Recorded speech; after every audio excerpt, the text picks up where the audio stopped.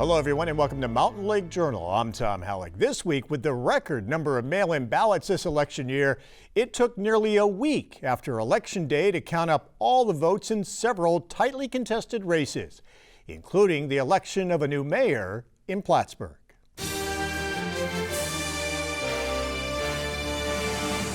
It was a tight race as the early voting and Election Day votes were tallied.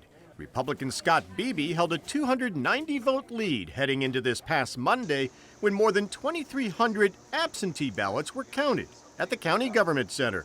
More than 1,400 of them were for Democrat Chris Rosenquest, flipping the results from election night and putting Rosenquest in the lead by more than 300 votes. And that's the count that's expected to be finalized and certified by the Board of Election in the coming days.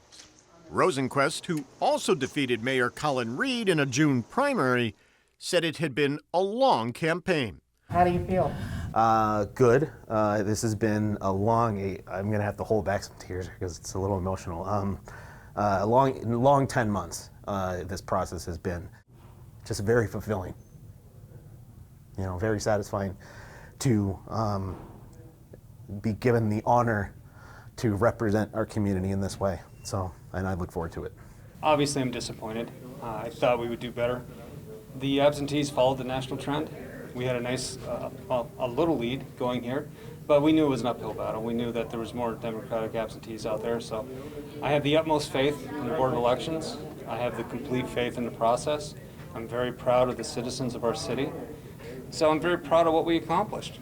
We didn't finish on the right side of it, but I don't know if I'd do anything different. Rosenquest says one of his first priorities will be asking the current city council to hold off on passing a revised budget that cuts about $2.5 million, including $900,000 from the police and fire departments. The only thing right now that I have the power to do is just, lobby those councilors to say, let's wait, let's hold off on it. The budget that came out in June was apparently good enough. Why is there all of a sudden a rush to push something through that we can give it more thought?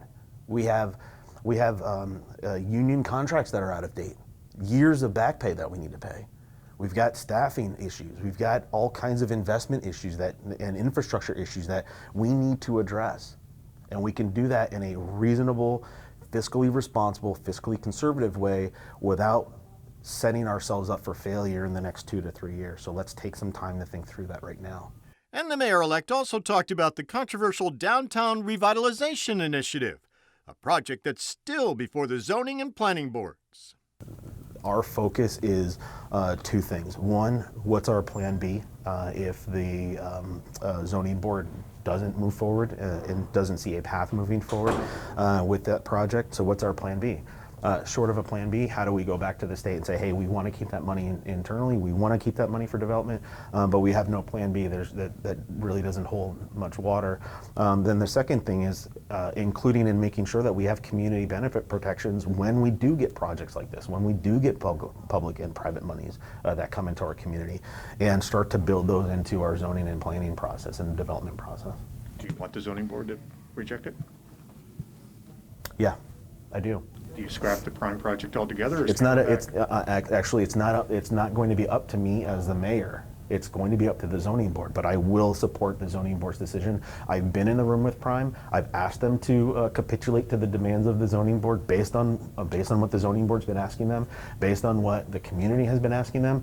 Whether that fits their financial model or not, that has been up to them. But when the zoning board comes back and says, hey, this is what we want, this is how we want it, and there has been no change, well, then it's up to the zoning board to then do the right thing. And I've supported that.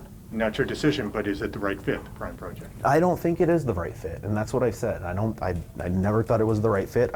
When it comes to the size and scope of that project, it doesn't fit our downtown. It doesn't look like it should fit our downtown. It encroaches on our waterfront too much, and I know that they've made changes.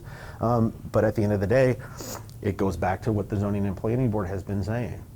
It's not a fit for us, and it needs to change. It needs to change on these criteria, and then we can come back to the table and figure out if that's the good fit for us.